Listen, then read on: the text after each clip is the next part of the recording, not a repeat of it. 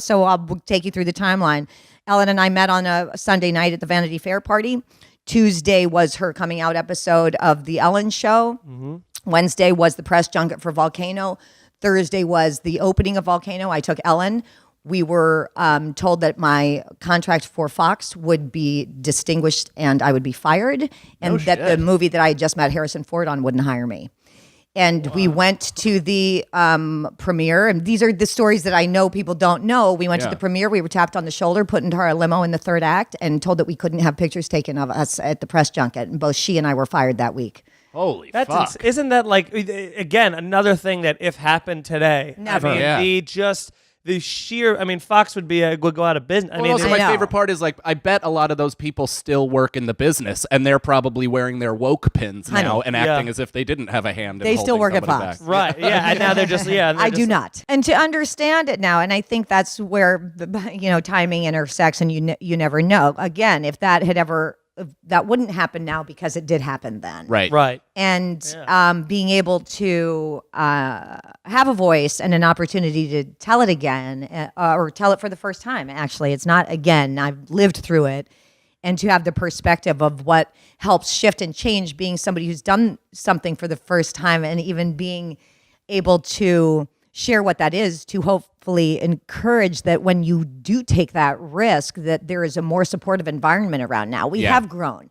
We are evolving. Right. We're not perfect, but there are things that are with voices who take chances. That's how we do it. Is any part of you resentful, though, that you had to take them, man. Do I want payback? Yes, motherfucker. Do I want them to pay me for my contract? Yeah. Why do you think I'm doing stand-up? If I get loud enough, they'll come back and pay me more than a drink ticket. Because I got ushered out of the fucking theater at my own movie. Oh, this is going to be a huge podcast.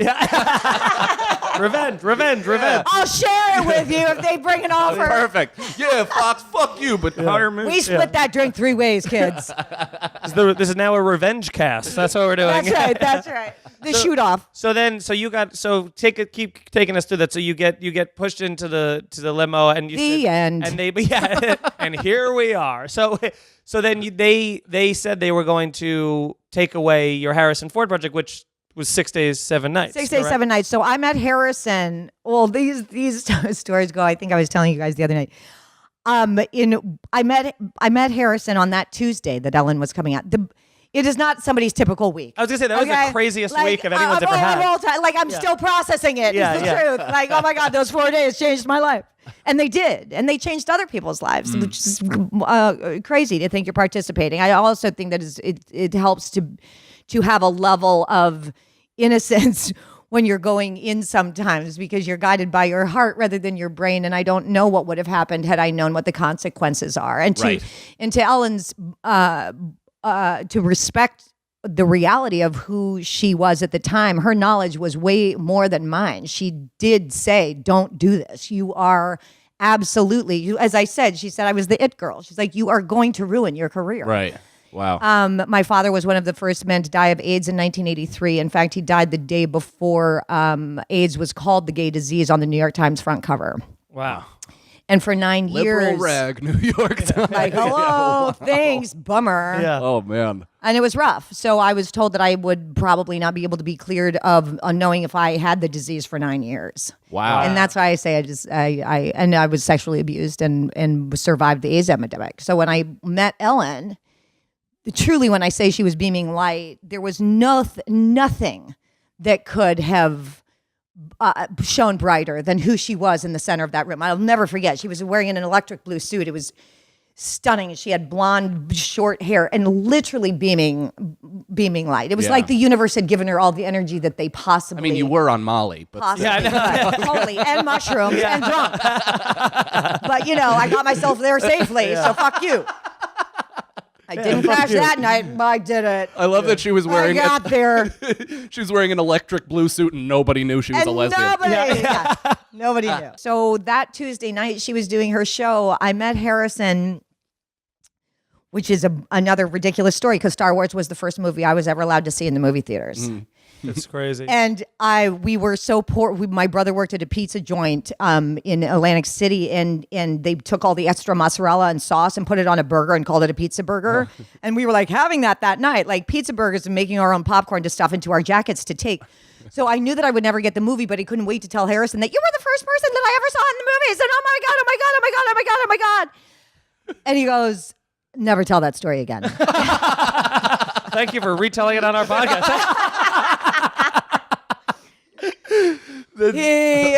He's fine. He lives in his big house. He's not listening to this podcast. Not to insult you. I beg to differ. I mean, he and Callista own their own island, okay? They're and this is the only thing that plays Caribbean. over the speaker. Yeah.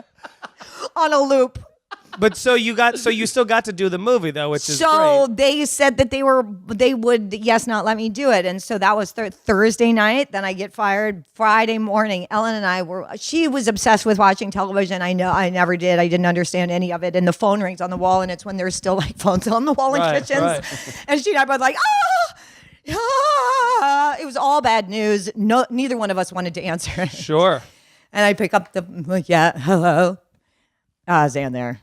This is she. This is Harrison. Ford? Do you know another one? Green Bomb. That's nobody. He don't know what Green Bomb is. I do know Indiana Jones, maybe, as I make him go through the list. Have you done anything? Yeah. Are you an actor? Can you list your movies? That's what people always say to me. I know you're from somewhere. Can you list your movies? I'm I've done 65. Which ones? Which bad ones or good ones? That's an absurdly rude. Why do I thing to recognize say. your face? No, Quick, it's true. make me remember. It's that violent sometimes too. I swear to God, I know who you are. Oh my God. I'm like, I swear to God, you don't. Yeah. And he said, frankly, he did. He said, frankly, my dear, I don't give a fuck who you're fucking. We have a movie to make. Let's make it the best one ever. And he truly was the man who set my. He was the only one who could have done it. Yeah, he really. like only one who could have done you. it and lifted it. And then after that, I never did a studio picture for 10 years. That's when you want to make your